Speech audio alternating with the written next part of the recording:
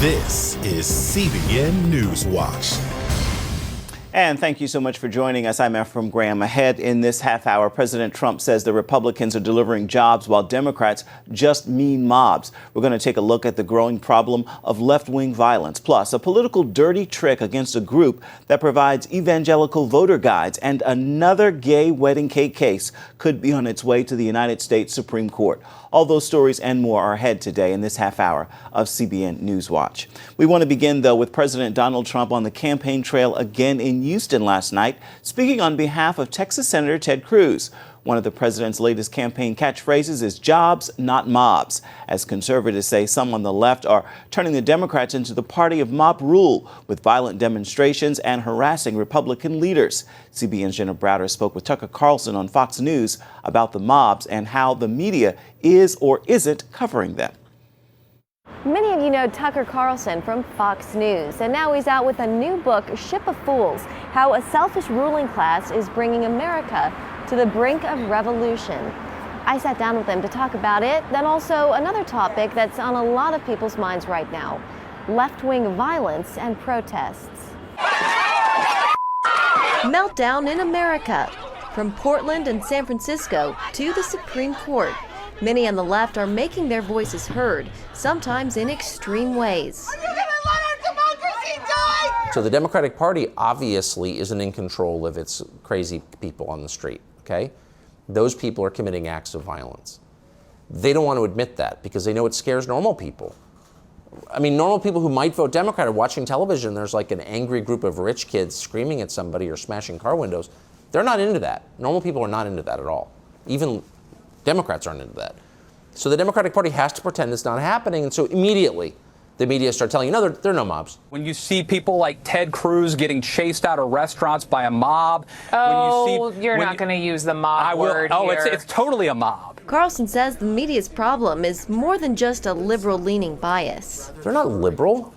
They're water carriers for the Democratic Party. If you want to know the way the media will present the news, look at what the Democratic Party's political objective is for the day. What are the party's talking points?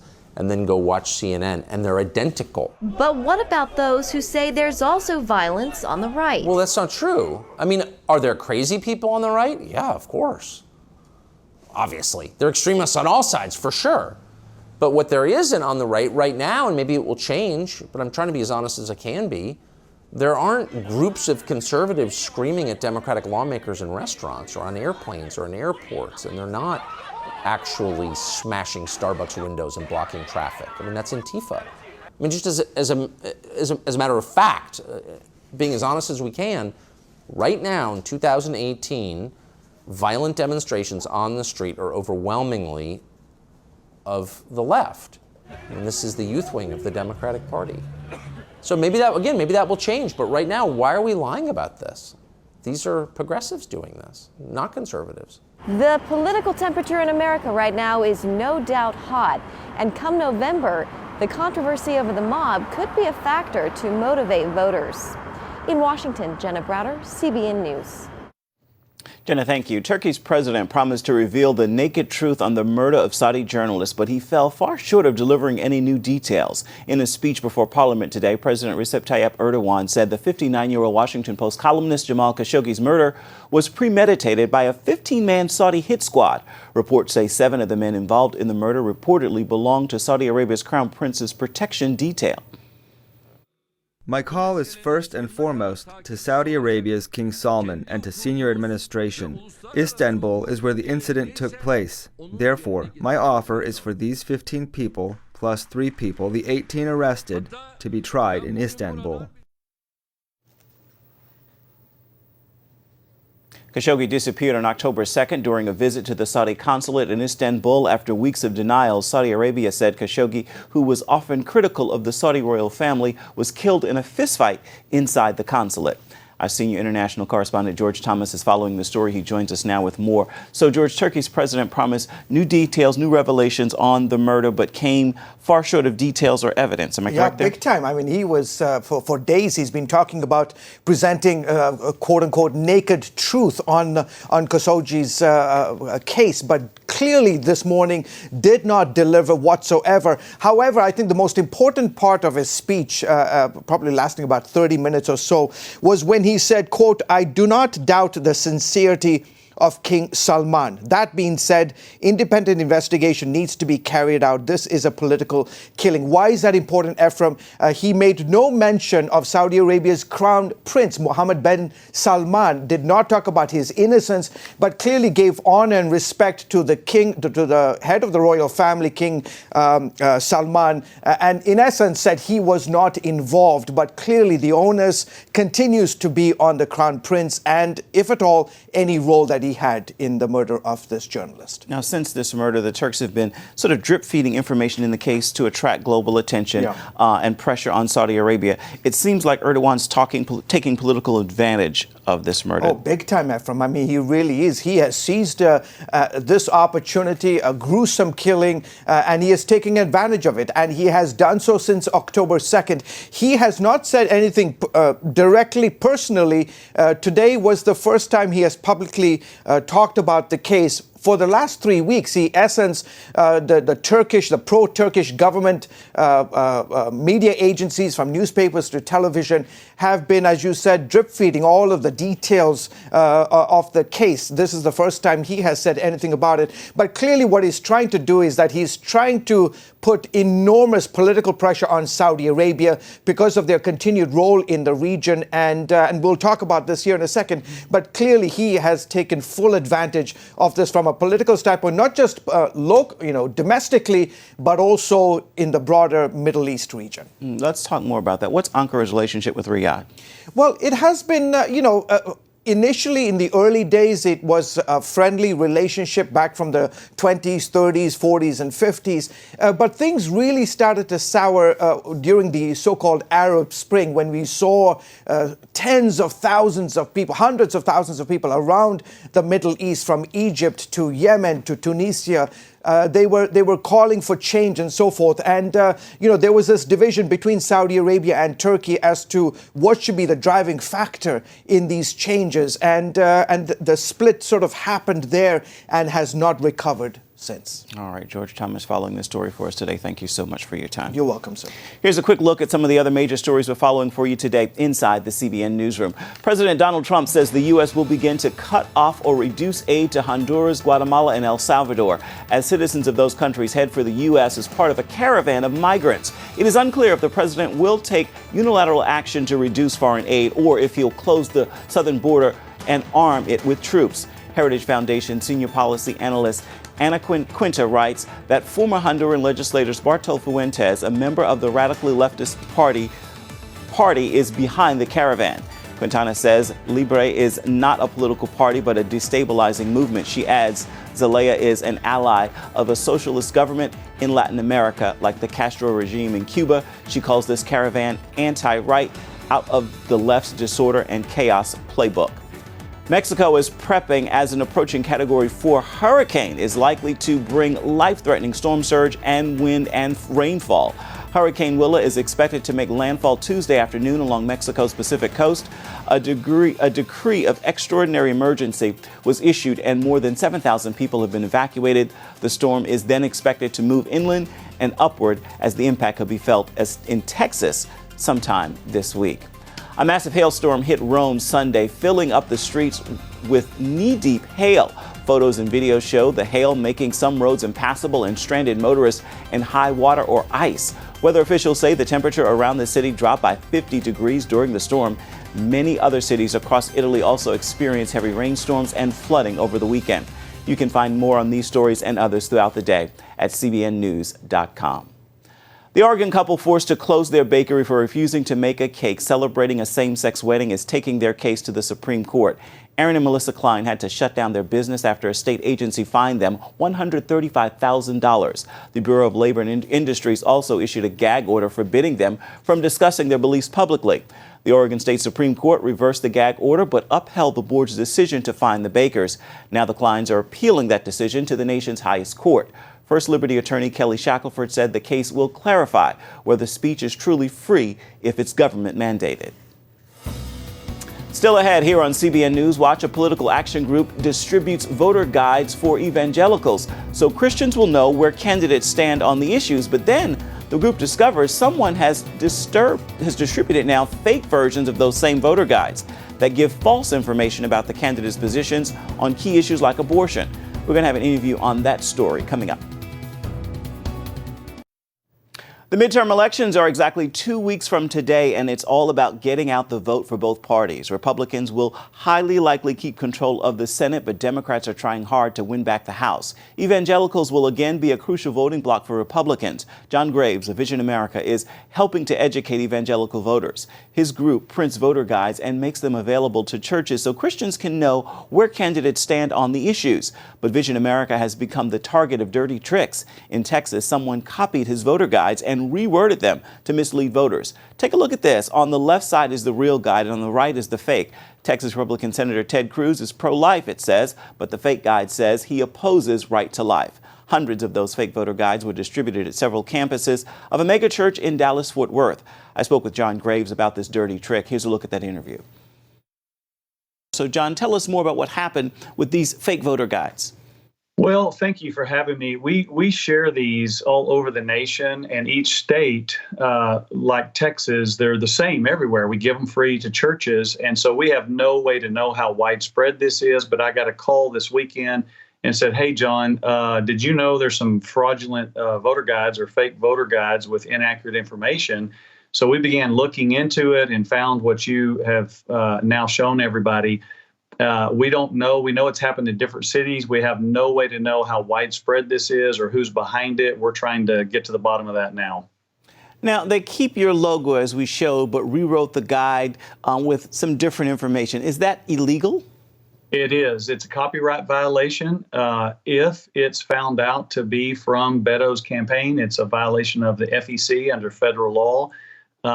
There's fraud. There's all kinds of other issues. We're having some attorneys that are specialists in election law and voter fraud look into it as well.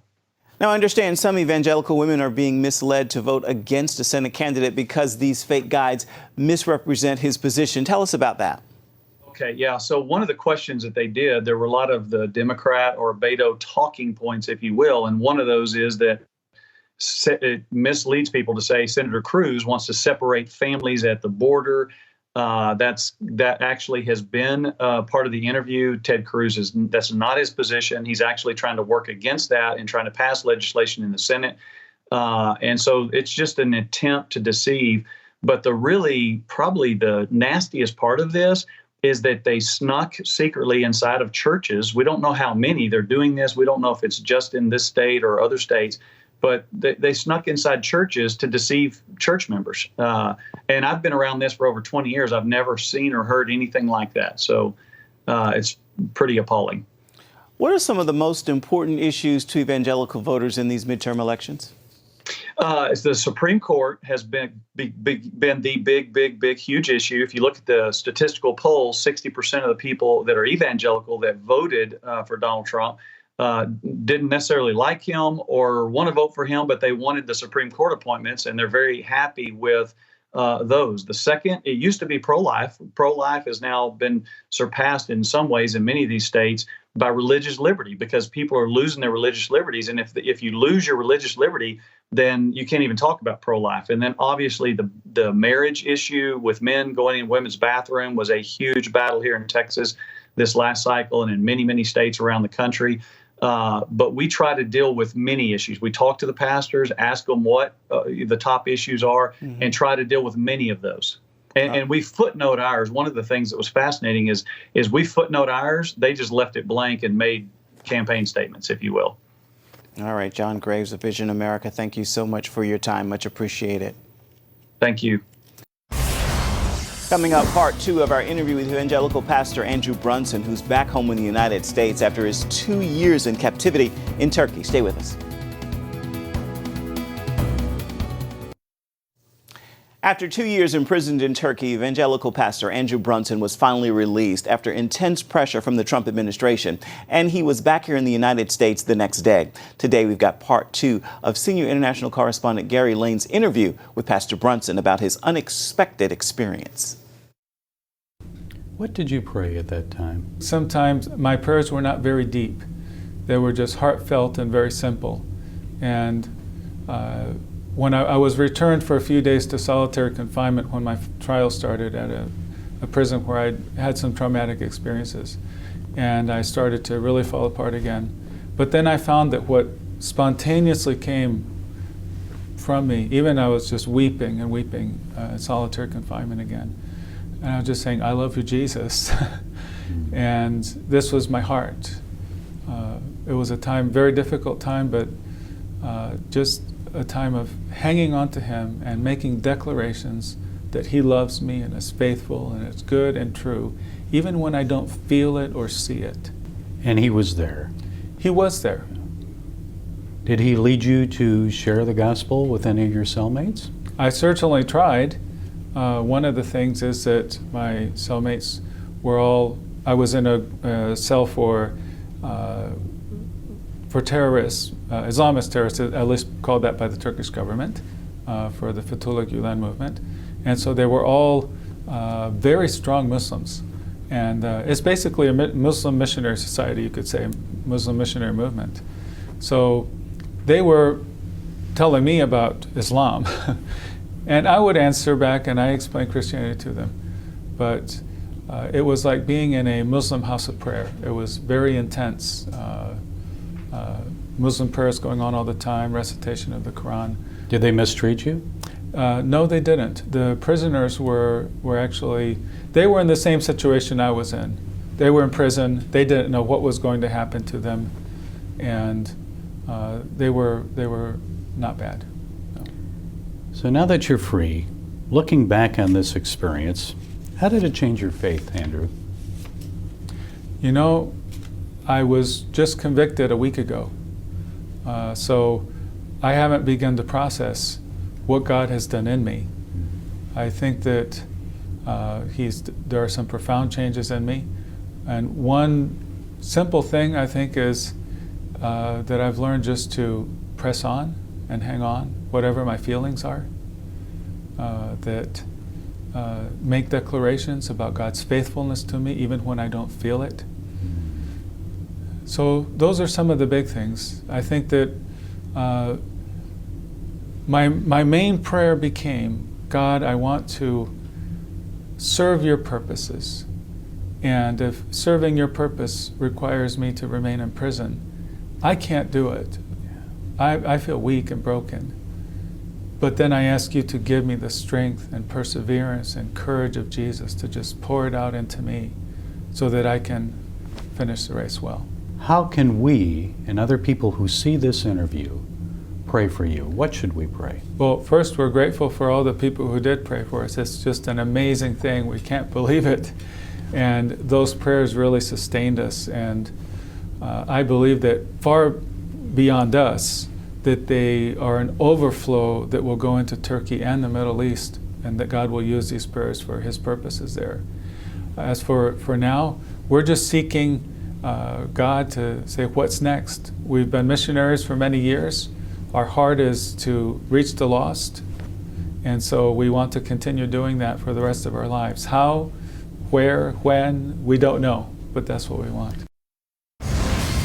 Still ahead, how did Christians respond when a group of witches gathered over the weekend to hex new U.S. Supreme Court Justice Brett Kavanaugh, along with President Trump and Mitch McConnell? We're going to bring you the story right after this.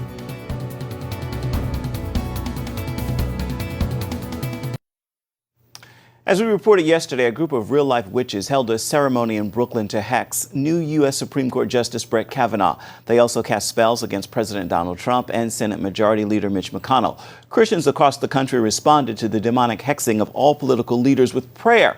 Prophetic intercessor Lance Wallnau wrote on his Facebook page that a group of intercessors surrounded the bookstore and began singing about the blood of Jesus for hours and praying blessings over America and its leaders. Wallnau believed the singing neutralized any mischief from the occult curses. And you can find out why believers, we may see more of a public battle between good and evil in the future in our story at cbnnews.com. Right now, it's time for your Tuesday Tweetable. Here's a message I encourage you, and perhaps you'd like to post, tag, tweet, and share it with others. There is no failure in God. Put your life in His and live free of fear and failure. That's a message that liberates, and it's a great day to walk in freedom indeed. With that word, I strongly encourage you to make this a terrific Tuesday. It is a great word for you indeed. That is going to do it for this edition of CBN NewsWatch. Remember that you can always find more of our exclusive coverage of the issues you care most about at cbnnews.com. We love to know what you think about the stories you've seen here today. You can do that by emailing newswatch@cbn.com. You can also talk to us on Facebook, on Twitter, as well as Instagram. Hope you'll join us again right here next time. While this concludes the newscast, remember the news continues 24/7 at cbnnews.com. For many of you, another half hour of news is ahead for all others. Thank you so much for watching. We'll see you back here same time tomorrow. Goodbye and God bless.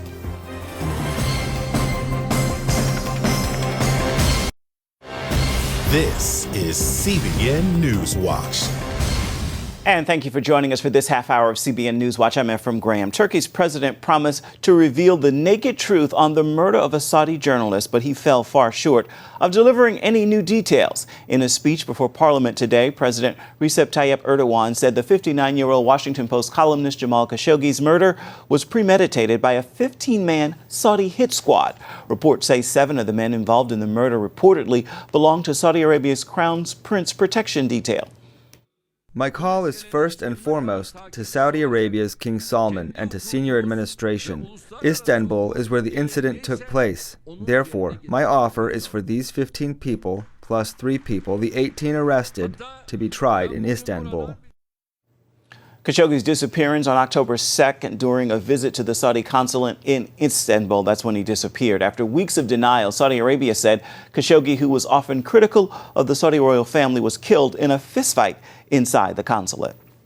President Donald Trump says the U.S. will begin to cut off or reduce aid to Honduras, Guatemala, and El Salvador as citizens of those countries head for the U.S. as part of a caravan of migrants. It is unclear if the president will take unilateral action to reduce foreign aid or if he'll close the southern border and arm it with troops. Heritage Foundation senior policy analyst Ana Quintana writes that former Honduran legislator Bartolo Fuentes, a member of the radical leftist Libre Party, is behind the caravan. Quintana says Libre is not a political party, but a destabilizing movement. She adds Zelaya is an ally of socialist governments in Latin America, like the Castro regime in Cuba. She calls this caravan anti-right out of the left's disorder and chaos playbook. The midterm elections are 2 weeks away from today, and it is all about getting out the vote for both parties. President Trump was on the campaign trail in Houston, Texas last night, speaking on behalf of Texas Senator Ted Cruz. While Republicans will likely keep control of the Senate, Democrats are trying hard to win back the House. Evangelicals will be a crucial voting bloc for Republicans. Vision America is one organization working to educate evangelical voters. The organization prints voter guides and makes them available to churches so Christians can know where candidates stand on the issues. But Vision America has become the target of dirty tricks. In Texas, someone copied these guides and reworded them to mislead voters. Take a look at this. On the left is the real guide and on the right is the fake. Texas Republican Senator Ted Cruz is pro-life, says the one on the left, but the fake guide says that he opposes right to life. Hundreds of those fake voter guides were distributed at several campuses of a mega church in Dallas, Fort Worth. As Election Day nears for the midterms, the push to galvanize voters is on. Both Democrats and Republicans are reporting a boost in support and fundraising following Justice Brett Kavanaugh's Supreme Court confirmation battle. And as CBN's Jenna Browder reports, the Kavanaugh confirmation in the Senate may have woken up an otherwise sleepy Republican base. The countdown to Election Day is on as Democrats and Republicans battle over the control of Congress. On both sides, the message is simple. Everyone must vote. The big question, who will actually turn out? You know, if there's anything that excites Republican voters, it's the Supreme Court. Kayleigh McEnany, national spokeswoman for the Republican National Committee, says she's confident GOP voters know what's at stake. But what's interesting here in particular, we're seeing the 2016 effect play again. A Pew poll showed a few months ago, 1 month ago, I should say, a 12-point gap, Democrats ahead of Republicans. That has narrowed to just 2 in the wake of the post-Kavanaugh revelations and confirmation process. Axios calls it the Brett bounce. Up until the contentious Kavanaugh Supreme Court fight, Democrats seem to have most of the energy. But now the polling pendulum appears to be swinging. In North Dakota, for example, a Fox News poll shows Democratic Senator Heidi Heitkamp down 12 points from her Republican challenger, Representative Kevin Cramer. Last month, she was only down 4 points. And an NPR PBS NewsHour Martis poll finds Democratic enthusiasm from earlier this year has all but disappeared. My sense in covering politics in 2018 is that anger is the single most unifying force, galvanizing force you can have. ABC News political director Rick Klein says anger is fueling both sides, and one survey gives Democrats a slight edge heading into November. The Washington Post Schar School survey shows likely voters in 69 House districts prefer Democratic candidates to Republican candidates, 50 to 46%. Klein says the Democrats' loss in the Kavanaugh confirmation could translate to a midterm win. If you lose a battle, there's nothing better to motivate your base to go out there and vote the next time. And by that I mean, if Republicans, they get their Supreme Court pick, that means Democrats are going to say, well, we got to go do something to try to change this. President Trump is also banking on Kavanaugh's confirmation and the Democrats' handling of it. You don't hand matches to an arsonist, and you don't give power to an angry left-wing mob. In Washington, Jenna Browder, CBN News. Here now is a look at some of the other major stories we're following for you today inside the CBN newsroom. The Trump administration is attempting to do away with the official term transgender. Officials want to change the definition of gender to one of a biological condition determined at birth as either male or female. According to the New York Times, the Department of Health and Human Services is leading an effort to establish a legal definition of sex under Title IX. Under it, a person's gender could not be changed once it was defined by the genitalia that person is born with. Mexico is prepping as an approaching Category 4 hurricane is likely to bring life-threatening storm surge, wind, and rainfall. Hurricane Willa is expected to make landfall Tuesday afternoon along Mexico's Pacific coast. A decree of extraordinary emergency was issued and more than 7,000 people have been evacuated. The storm is then expected to move inland and upward as its impact could be felt in Texas later this week. A massive hailstorm hit Rome Sunday, filling up the streets with knee-deep hail. Photos and videos showed the hail making some roads impassable and stranded motorists in high water or ice. Weather officials say the temperature around the city dropped by 50 degrees during that storm. Many other cities across Italy also experienced heavy rainstorms and flooding over the weekend. You can find more on these stories and others throughout the day at cbnnews.com. The Christian author behind the Message Bible translation has died. Eugene Patterson died after being admitted into hospice care 1 week ago. According to his son, the 85-year-old was in declining health. Peterson wrote more than 30 books in his lifetime. Relevant magazine named Peterson one of the most recognizable Bible scholars in America. Coming up, it is a place where violent crime is on the rise, and you're not allowed to say why. We're going to take you inside the multicultural capital of Sweden when we return.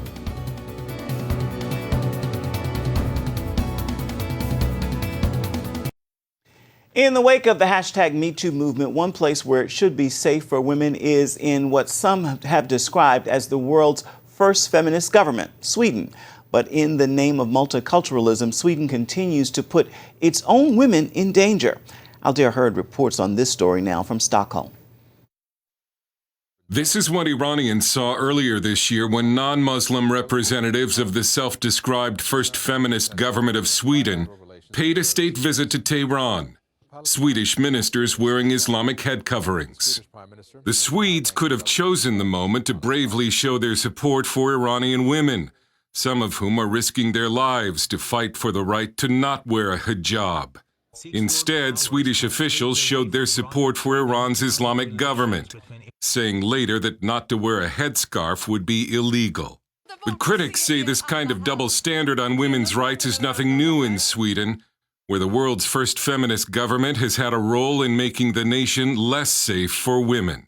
Sweden likes to think it has a feminist government, but it seems there are two sets of women's rights here. One for native Swedes and another for immigrants. I think that there is a lot of hypocrisy. Swedish parliament member Amina Kakabeva knows a thing or two about Iran and headscarves. A Kurd born into a Muslim family in Iran, she became a Peshmerga guerrilla fighter as a teenager rather than lose her rights as a woman in Iran's Islamic theocracy. Today, she is fighting for women as a member of Sweden's Left Party.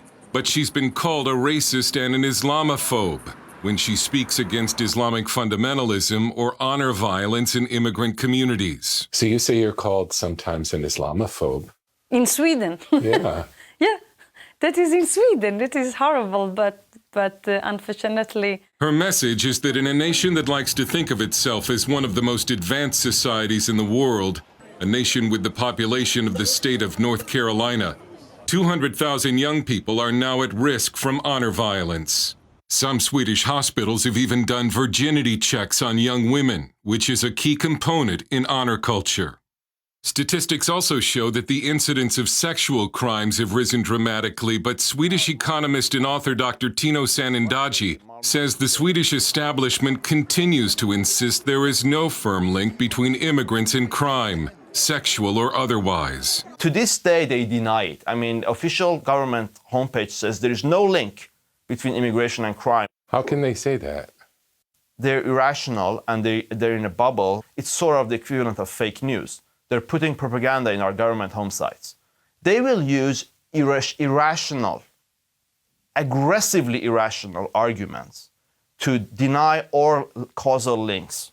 They will say what you said. They say things like, the common denominator in honor killings is men. You know, it's just an illogical, rhetorical trick to confuse people. The Swedish government website insists the government is not covering up the connection between immigrants and crime, but then goes on to blame the crime on socioeconomic differences. Meanwhile, in a nation where the safety of women should be paramount, women have taken action to defend themselves, creating groping guards at public pools to keep men from assaulting them. Tasers and pepper spray are illegal in Sweden, so authorities somehow think these bracelets that say, "Do not molest me," will help.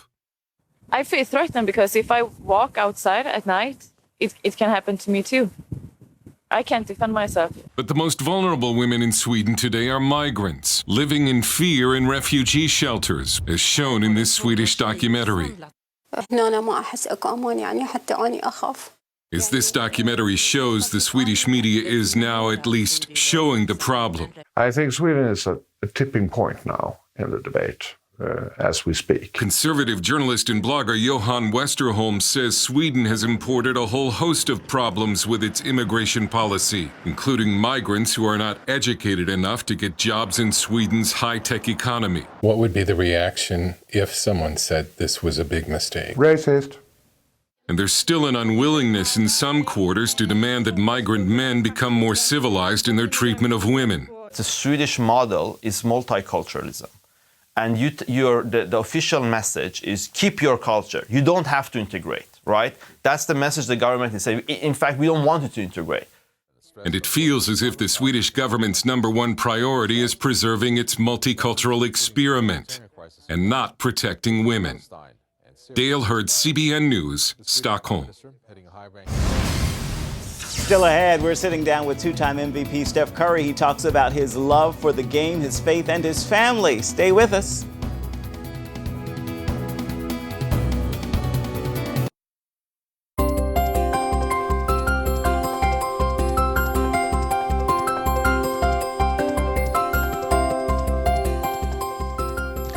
Golden State Warrior guard Steph Curry is stepping off the basketball court and into a new arena, the entertainment industry. The two-time MVP is teaming up with Christian author Devon Franklin to produce a faith-based film called Breakthrough. The movie tells the true story of how a 14-year-old boy who fell through the ice and drowned was legally declared dead but was revived an hour later through the power of prayer. Curry says John's story is nothing short of incredible. It is a story about the power of prayer. He recently started his own production company with the hopes of creating more faith-based, family-friendly films. Well, many players and analysts have called Steph Curry the greatest shooter in NBA history, and his wife, Ayesha, is not shy about her accomplishments as well. We had the opportunity to sit down and speak with both of them. Welcome to the San Francisco Bay Area and to Oracle Arena, home court for the Golden State Warriors and Steph Curry, arguably one of the best players in the league. He still often wonders, how did I get here? 100%. There are times where I think back to when I was drafted and didn't know exactly the direction we were going, a losing team, and to now where we're playing for championships and have a huge stage to play on every single night we step foot on the floor. So it's an amazing journey and something I'm grateful of the entire journey to get here. Fans love Curry for his game, but they also admire him for his faith and his love for his family. I've learned well from my parents. They set a very, very high standard of who you are, what you believe, and how Jesus can work through you on a daily basis should be at the forefront, and that should be able to navigate you through whatever, life situation you're in, and to not be ashamed of that. Sharing that bold faith and cheering him on from the sidelines is his biggest fan, his wife, Ayesha. Have you always been a basketball fan? No. Oh gosh, not at all. I come from a very artsy family. The only sort of introduction to sports that I had before meeting my husband was Buffalo Bills football and Doug Flutie Flakes. My dad grew up in Buffalo and has been a Bills fan all his life. Now Ayesha Curry's focus is NBA basketball as she cheers on her husband at almost all of the Warriors' home games. Away from the court. Hi guys, Ayesha here. Today I have a recipe for you guys that is a staple in our household, especially at breakfast time. It is my brown sugar bacon. Her passion moves to the kitchen, sharing recipes and cooking tips with the millions who follow her online. And in her best-selling cookbook, The Seasoned Life, Food, Family, Faith, and the Joy of Eating Well. Was this a hard thing to do? Yeah, it was. There were points when I wanted to give up. There were points that were enjoyable, and there were points where I just didn't want to do it anymore, but I pushed through, and I'm really happy that I did, because I now have this great book full of quick and easy recipes for everybody to enjoy, but more so for me to pass down to my daughters. Your passion for cooking is clear, but there was a period you were pursuing acting. Yeah, that's... It's so funny because looking back now just seems like my childhood. I've done it since I was about 2. I left high school early and went out to LA to pursue it, and it got to a point where I realized that it wasn't for me. I guess I was pretty good at it. I was steadily working, but I didn't have a passion for it. And for a long time didn't know what my career was going to be, and I struggled with that for a while. But I prayed about it, I pressed through, and realized that it was staring me in my face my whole life. Prayer and a gentle push from her husband. Salt Chef Curry with the pot, been cooking with the Salt Chef Curry with the pot, boy. Helped Ayesha begin sharing her fun kitchen life, and fans quickly followed. How important do you think it is for people to acknowledge God in that process? Oh, I think it's very important, because you could find yourself in a place you don't want to be really quickly. So it's I feel like it's important to make sure you're always praying, always talking, to have like clarity of mind and peace. Your husband's phenomenal on the basketball court. Thank you. In the kitchen, what's the story? He's getting better. Persistence is key. It didn't start out so well, and there's some stories about that in the book as well. Yeah.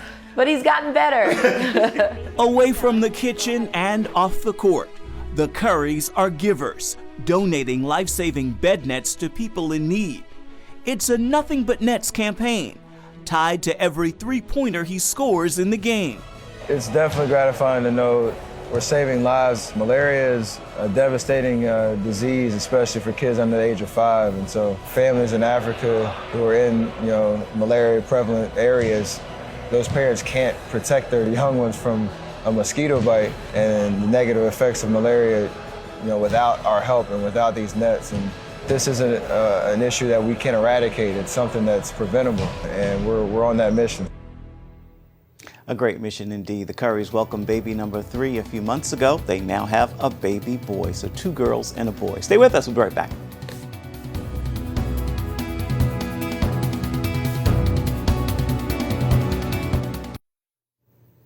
Orphans Promise is reshaping the lives of children in South Sudan. Families and communities have been torn apart by the country's lengthy and violent conflict. Orphans Promise is taking in thousands of children and showing them the love of Christ by providing safe housing, education, and nutrition. When the children first entered the program, they are often fearful, reserved, and untrusting. But Orphans Promise teachers and caregivers help them to heal and find peace through love and generosity. You can find out more about what CBN is doing around the world by going to cbn.com/international. Time now for your Tuesday Tweetable, and here's a message to encourage you today, and perhaps you'd like to post, tag, tweet, and share it with others. There is no failure in God. Put your life in His and live free of fear and free of failure. That is a message that liberates, and it is a great day to walk in freedom. With that word, I encourage you to make this a terrific Tuesday. That is going to do it for this half hour of CBN NewsWatch. Remember, you can always find more of our exclusive coverage of the issues you care most about at cbnnews.com. We'd love to know what you think about the stories you've seen here today or any day. You can do that by emailing newswatch@cbn.com. And of course, you can reach out and touch us on Facebook, on Twitter, as well as Instagram. Hope you'll join us again right here next time. Make it a terrific Tuesday. We'll see you right back here tomorrow. Goodbye, everybody, and God bless.